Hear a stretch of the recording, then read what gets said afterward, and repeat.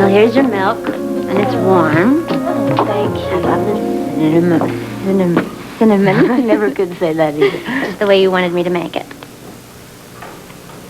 Well, how is it?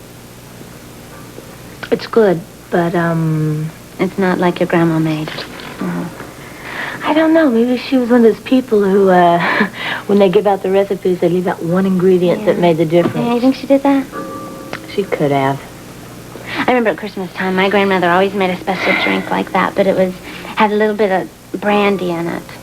It was like an eggnog kind of thing, and where we sat around the fire. Oh, grandmother. You're spoiling me. Oh, I love it. You know, it's as if I was a little girl again, and I have a hard time going to sleep. A lot of spices in it. That old family recipe. You know what I'm going to do? What? I'm going to take you up to your room so that you can go to bed and you can rest and sleep. Okay. We'll go now. I'll go with you. I'll take you. Come. All right.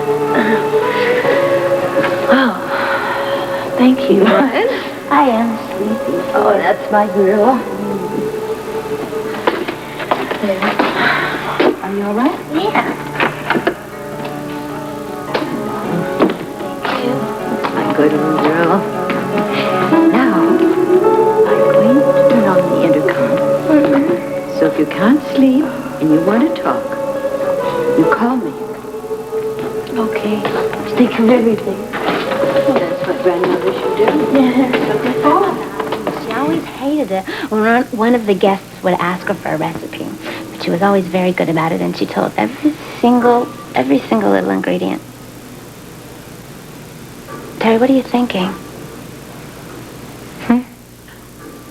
You seem so far off. Oh, I was just thinking about my grandmother and I, the last night we spent together. Terry, Yeah. do you want to talk about it? My grandmother? No, about Kevin and you.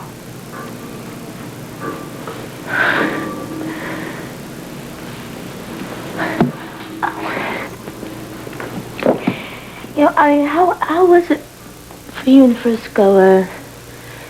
Could you relate to him, you know, without any problems at first? Frisco and I went through a lot together. We didn't even get along at first. We weren't even friends. Really? Yeah. He was so angry at me at one moment, and then I was really angry at him at another moment. Then things changed. Yeah, you fell in love with him. Yeah. I love Kevin. I guess maybe you just have to wait till the moment's right. I know that Frisco and I waited until we were really sure. He was very romantic. And he was very sweet and gentle with me. You see, there was never any other man before him. Were you scared? A little. Terry, you know something? What? You know, I said the timing was right between us, between Frisco and me. Maybe, you know, you've been through so much before you were married and after you were married. You've just been to the ringer. But I love Kevin. I know, but you can't go through all those things and expect everything to be just perfect. What do I do then? What do I do? I gotta... He's so dear and understanding, and I don't know. You should get some help. You should talk to somebody. And not somebody here from the Brownstone or any of your good friends or anybody like that. You know what I'd do if I were you? I would talk to somebody like Boz. So you'd like to see Terry and me both back on our feet again, huh? To soothe your own conscience? That's not why I've been saying Do you know how hard it is to put a marriage back together again? To make Terry's life livable again? To make her healthy and happy? And at the same time, you'd like me to forgive you for all you've done to us, huh? I don't think so, all right? I wish I could, but I'm not going to soothe your conscience.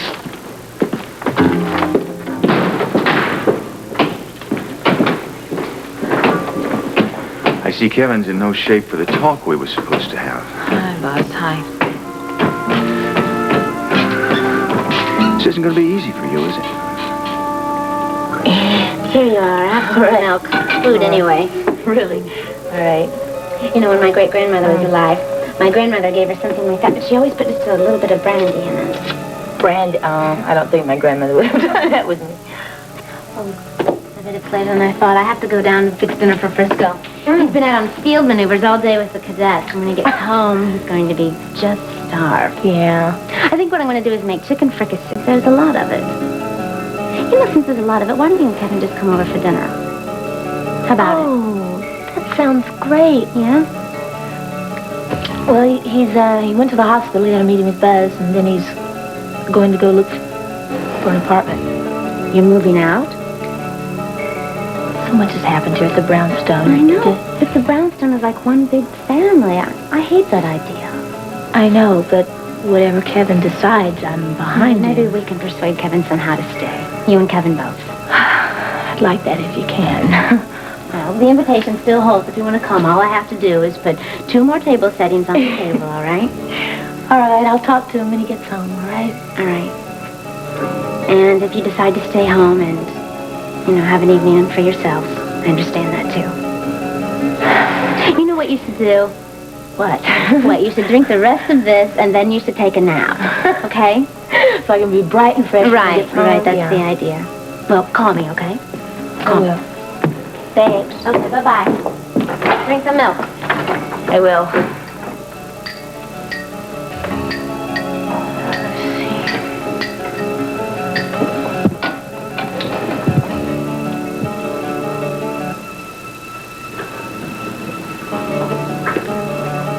My grandmother used to give her something like this, too, but she put a little brandy in it.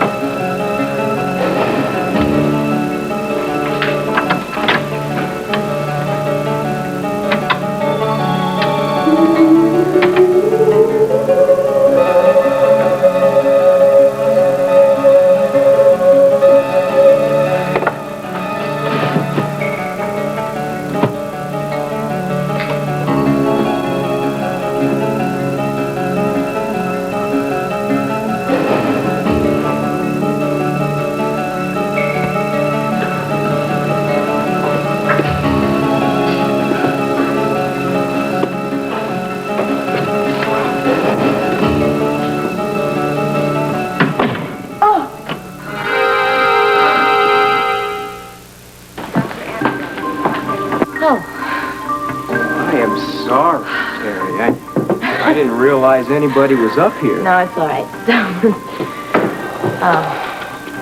I had to tell you, I had quite a start coming up the stairs to my room. Looking to see the door to Jennifer's apartment wide open. Yeah, you were in Laurelton, weren't you? Yeah. Yeah? Yeah, it's a quick trip. Just got back. How about you? You okay? Yeah. But maybe you resting? Sick? The robe.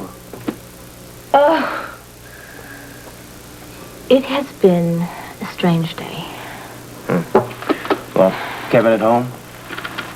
No. He had to go do some things.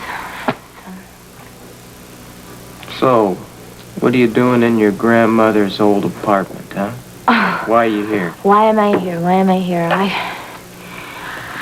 I haven't been able to sleep very much. Sleep at all. And, well, I just wanted to fix something my grandmother used to give me to make me go to sleep at night. Is this brandy? Well, yeah, I guess. I was trying to find a recipe or something up here. Look, I know one thing for sure. Your grandmother would never use brandy to make a little remedy for you. I mean, she knows you couldn't have any kind of alcohol. Yeah. So what were you doing with it? I don't know. I don't know. I just found it, all right? And then you just came in here and you scared me. That's all. Okay. I'm sorry.